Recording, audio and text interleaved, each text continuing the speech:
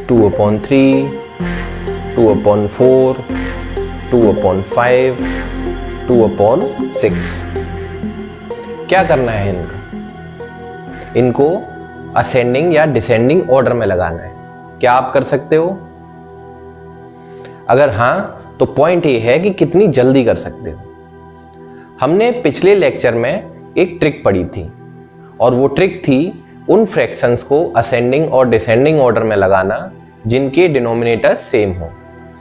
लेकिन 2/3, 2/4, 2/5 और 2/6 इन चारों में से किसी के भी डिनोमिनेटर सेम नहीं है, बल्कि यहाँ तो उल्टा है, इनके न्यूमरेटर सेम है, डिनोमिनेटर अलग अलग है।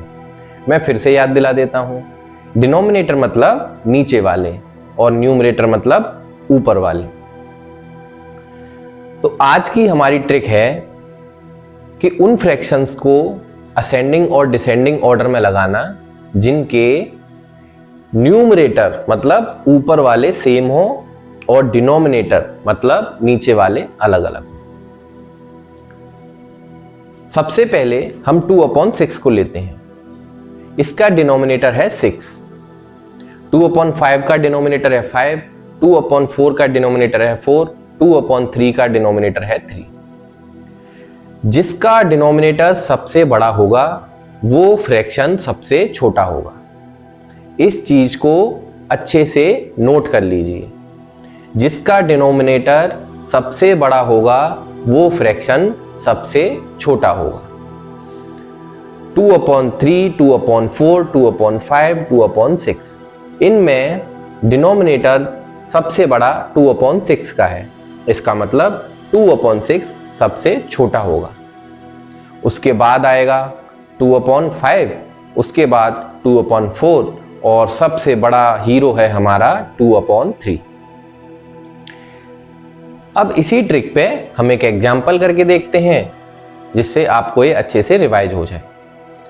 अब हम एग्जाम्पल लेते हैं 3/9, 3/3, 3/8 और 3/7। अब आप देखिए कि 3/9 में डिनोमिनेटर 9 है, 3/8 में 8। तो हम देख सकते हैं कि सबसे छोटा इनमें से कौन हुआ।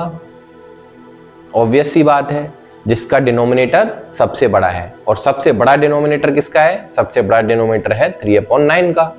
तो सबसे छोटा होगा 3/9, उसके बाद 3/8 और आगे आप बाकी को भी सॉल्व कर सकते हो। क्या आएगा आंसर ये आपको कमेंट बॉक्स में बताना है।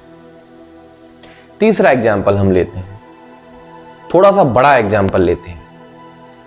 20/6, 20/5, 20/4 और 20/3। 20/6, 20/5, 20/4, 20/3 इन सब में डिनोमिनेटर सबसे बड़ा किसका है? सबसे बड़ा डिनोमिनेटर है 20/6 का। तो आ गया ना आंसर। अब मेरे से पहले आप इस आंसर को कमेंट बॉक्स में टाइप कीजिए। और अब हमें पता चल चुका है कि 20/6 इन सारे फ्रैक्शंस में सबसे छोटा होगा क्योंकि इसका डिनोमिनेटर सबसे बड़ा है। अब हम एक कंबाइंड क्वेश्चंस करते हैं दोनों ट्रिक्स को मिला के। ठीक है, चलिए 2/3, 5/3, 6/3 और 7/3। अब मुझे आप बताइए कि इसमें कौन सी ट्रिक लगेगी, डिनोमिनेटर सेम वाली या न्यूमरेटर सेम वाली। आपको अपना आंसर कमेंट बॉक्स में लिखना है। दूसरा एग्जाम्पल लेते हैं 3/6, 3/9, 3/12 और 3/11। इसमें कौन सी ट्रिक लगेगी, न्यूमरेटर सेम वाली या डिनोमिनेटर सेम वाली। आपको अपना आंसर कमेंट बॉक्स में लिखना है। आपको लिखना है न्यूमरेटर सेम या डिनोमिनेटर सेम। इसी के साथ मुझे उम्मीद है कि आपको फ्रैक्शंस को असेंडिंग और डिसेंडिंग ऑर्डर में लगाना अच्छे से आ गया होगा। अब हम नेक्स्ट टॉपिक पे इक्विवेलेंट फ्रैक्शंस के बारे में बात करेंगे।